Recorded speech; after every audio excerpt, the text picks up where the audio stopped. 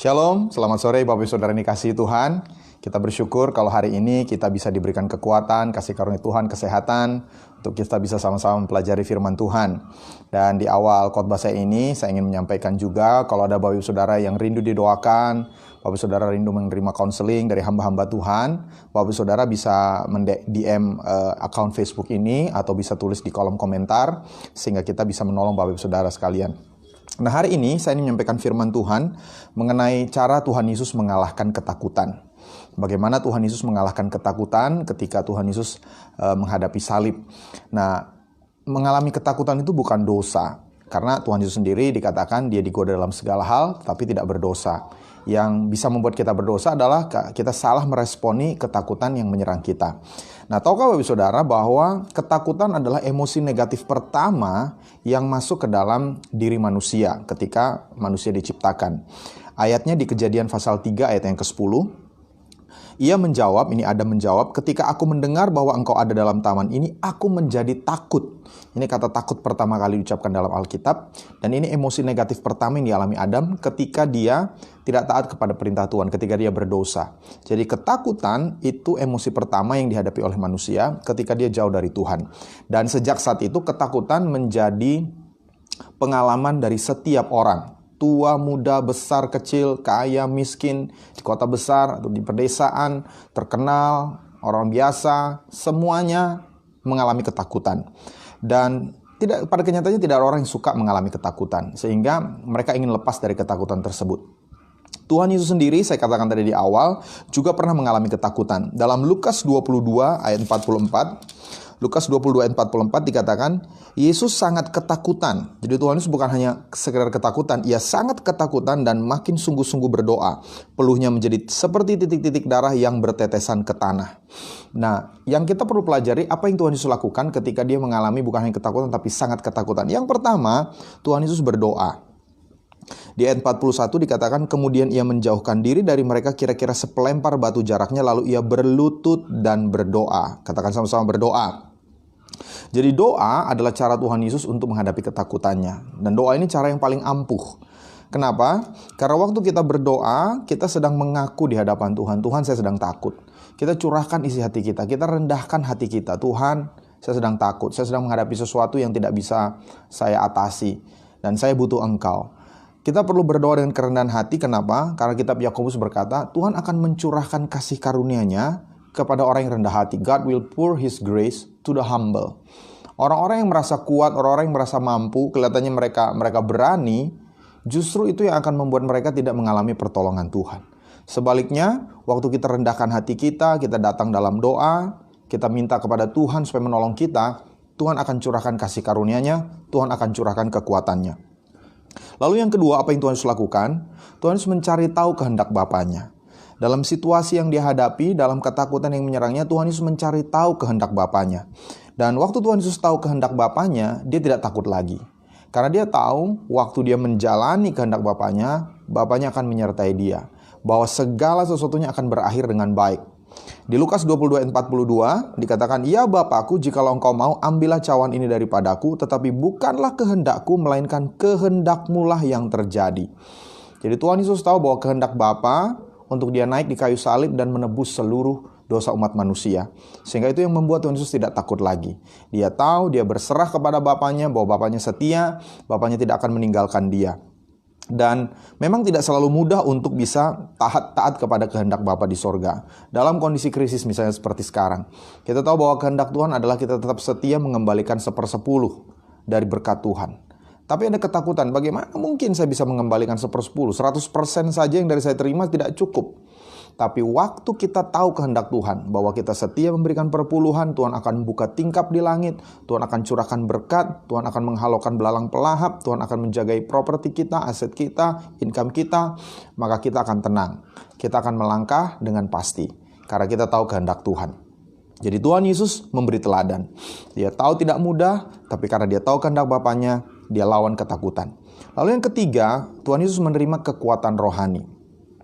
Dia menerima kekuatan rohani. Di ayat 43 dikatakan, maka seorang malaikat dari langit, dalam bahasa Inggris itu from heaven, jadi malaikat dari surga. Maka seorang malaikat dari surga menampakkan diri kepadanya untuk memberi kekuatan kepadanya. Nah, kekuatan yang diberikan ini bukan hanya kekuatan fisik, tapi yang paling penting adalah kekuatan rohani. Kenapa? Karena malaikat itu makhluk roh. Sehingga waktu dia menampakkan diri, dia memberikan kepada Tuhan Yesus kekuatan rohani. Dan memang ini sesuai dengan firman Tuhan, bahwa ketakutan itu sebuah roh. Ketakutan bukan hanya sebuah emosi, tapi ketakutan itu ditunggangi atau diciptakan, diinisiasi, di-encourage, didorong oleh satu roh. Roh itu dari roh jahat tentunya, bukan dari Tuhan. Di dalam 2 Timotius 1 ayat 7 dikatakan, sebab Allah memberikan kepada kita bukan roh ketakutan. Jadi Tuhan tidak memberikan roh ketakutan. Ketakutan itu bukan dari Tuhan. Dan roh kalau bukan dari Tuhan, cuma ada dua kekuatan rohani, kekuatan Tuhan dan kekuatan setan. Jadi kalau bukan dari Tuhan, berarti dari setan, karena ini roh. Melainkan roh yang memberikan kekuatan, kasih, dan ketertiban. Itu sebabnya kita jangan tertipu. Kalau kita mengalami ketakutan yang mencekam, kita harus lawan. Kita harus berdoa di dalam nama Yesus melawan roh ketakutan itu. Jadi 3 hal yang pertama yang Yesus lakukan waktu dia mengalami ketakutan. Pertama, Tuhan Yesus berdoa, dia datang kepada Bapanya, dia merendahkan hati, butuh kekuatan dari Bapanya. Yang kedua, dia cari tahu kehendak Bapanya dalam kondisi tersebut. Yang ketiga, dia menerima kekuatan rohani. Dan yang keempat terakhir, dia bertindak. Dia menghadapi apa yang ditakutkannya.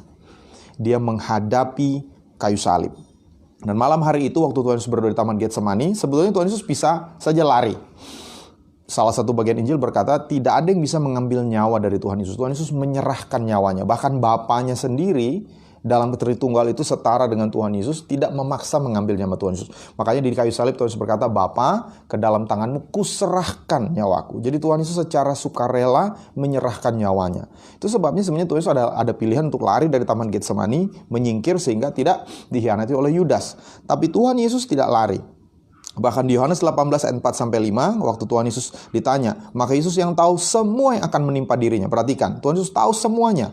Dia tidak menghindar. Yesus maju ke depan dan berkata kepada mereka, siapakah yang kamu cari? Jawab mereka, Yesus dari Nazaret. Katanya kepada mereka, akulah dia. Jadi Tuhan Yesus menunjukkan, saya orangnya, silahkan, apa yang kamu buat. Waktu ada muridnya yang mau berusaha membela dia, Petrus mencabut pedang, Yesus bilang, sarungkan pedangmu. Ini saat mereka. Sehingga Yesus tidak lari, Yesus menghadapi apa yang awalnya menakutkannya. Itu sebabnya saya motivasi kita, mari jangan lari dari apa yang bersama Tuhan kita cakap melanggung segala perkara. Yang paling penting adalah kita tahu kehendak Tuhan dan kita mengandalkan Tuhan. Waktu kita berdoa, waktu kita rendahkan hati, waktu curahkan hati kita di hadapan Tuhan, kita cari tahu kehendak Tuhan, kita tidak lari, maka Tuhan akan memberikan kekuatan rohani. Dan saya percaya ini juga yang kita butuhkan saat-saat ini. Jangan takut akan kondisi ekonomi, jangan takut akan kondisi kesehatan kita. Kenyataan itu tidak bisa diubahkan dengan ketakutan kita, dengan kekhawatiran kita. Alkitab berkata, siapa yang karena kekhawatirannya bisa menambahkan sehasta, selangkah saja. Tidak ada. Nothing will change. Itu sebabnya jangan takut, jangan khawatir, jangan terima emosi negatif apapun. Percaya kepada Tuhan. Amin. Mari kita berdoa.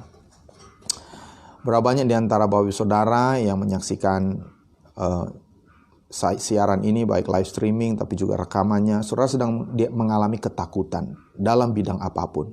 Saya mau bersepakat dengan Bapak Ibu Saudara supaya hari ini kau dibebaskan dari semua ketakutanmu. Karena kita percaya bahwa Tuhan yang di dalam kita jauh lebih besar daripada mereka yang ada di dunia ini. Bapa, hamba mau berdoa untuk kami semua yang datang ke hadapan-Mu saat ini. Kami rendahkan hati kami mengaku kami tidak sanggup menghadapi semuanya sendirian. Kami mengandalkan Engkau. Sama seperti pemazmur berkata, waktu kami takut, kami ini mendekat kepadamu. We draw near to you, Lord. Kami mendekat kepadamu karena kami tahu Engkau kota perlindungan kami, Engkau kota benteng kami, Engkau keselamatan kami, Engkau gunung batu kami. Kami mengandalkan Engkau ya Yesus. Kami mau berdoa supaya hari ini kami dilepaskan dari semua ketakutan dalam nama Yesus. Semua roh ketakutan yang menghantui pikiran kami, semua pikiran negatif dalam nama Yesus kami tolak. Kami menerima damai sejahtera yang dari Roh Kudus menguasai hati dan pikiran kami. Terima kasih Bapa di sorga. Kami juga terus berdoa untuk kondisi pandemi COVID-19 ini. Kami percaya segera berakhir di dalam nama Tuhan Yesus. Dan ada perlindungan darah Tuhan Yesus untuk semua kami. Terutama para petugas medis yang di garda terdepan merawat orang-orang yang sakit. Para dokter, para perawat, para petugas lab, para petugas administrasi rumah sakit, semuanya dalam perlindungan darah Tuhan Yesus. Kami juga berdoa untuk pemerintah kami diberikan hikmat untuk bisa memimpin bangsa kami ini melewati masa-masa krisis ini. Dan kami percaya masa sukar akan berlalu, kami akan keluar sebagai pemenang, kami akan jauh lebih baik bersama dengan Tuhan. Terima kasih Bapa di sorga, dalam nama Yesus, haleluya. Amin. Sekali lagi, bagi Bapak Ibu Saudara yang rindu mengalami jamahan Tuhan, membutuhkan dukungan doa, mungkin Bapak Saudara ingin menceritakan pergumulanmu, Bapak Saudara bisa menulis di komen atau mendirect message account ini, dan ada hamba-hamba Tuhan yang akan berdiri bersama Bapak Saudara dan mendukung. Percayalah, rahasia Anda aman. Kami hamba-hamba Tuhan, kami tidak akan membocorkan ke siapapun. Tujuan kami satu, supaya melewati masa-masa ini Bapak Saudara bisa mengalami pertolongan Tuhan. Terima kasih, Tuhan Yesus memberkati.